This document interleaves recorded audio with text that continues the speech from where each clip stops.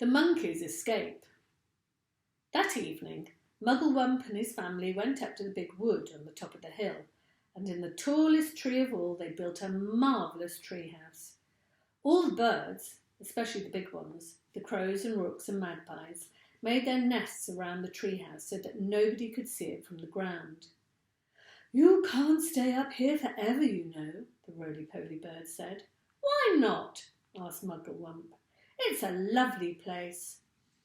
"Just you wait till the winter comes," the roly-poly bird said. "Monkeys don't like cold weather, do they?" "They most certainly don't," cried Mugglewump. "Oh, the winter's so very cold over here." "It's all snow and ice," said the roly-poly bird. "Sometimes it's so cold a bird will wake up in the morning with his feet frozen to the bough that he's been roosting on." "Then what shall we do?" cried Mugglewump. "My family will all be deep-freezed."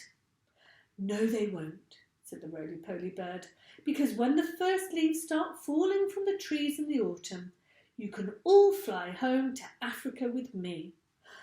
"Don't be ridiculous," Mugglewump said. "Monkeys can't fly." "You can sit on my back," said the roly-poly bird. "I shall take you one at a time. You will travel by the roly-poly superjet, and it won't cost you a penny." The Twits get the shrinks. And down here in the horrid house, Mr. and Mrs. Twit are still stuck upside down to the floor of the living room. "It's all your fault," yelled Mr. Twit, thrashing his legs in the air. "You're the one, you ugly old cow, who went hopping around shouting, 'We're upside down, we're upside down.'" "And you're the one who said to stand on our heads so we'd be the right way up, you whiskery old warthog," screamed Mrs. Twit. "Now we'll never get free. We're stuck here forever." "You may be stuck here forever," said Mr. Twit, "but not me. I'm going to get away."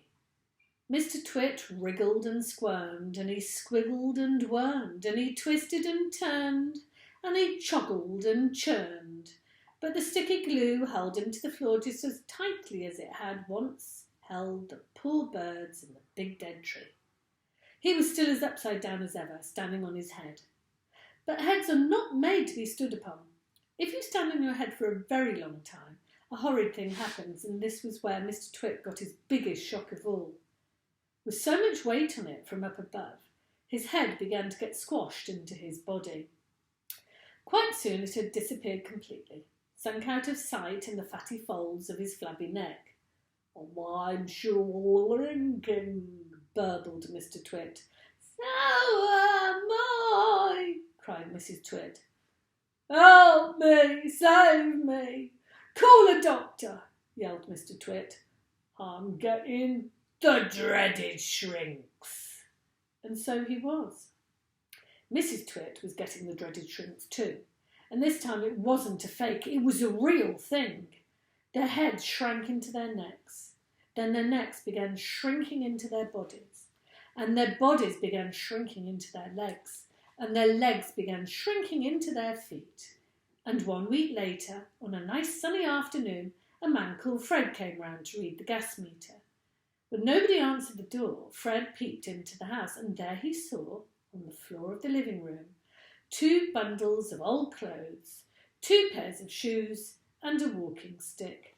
There was nothing more left in this world of Mr. and Mrs. Twit. And everyone, including Fred, shouted, "Hooray!"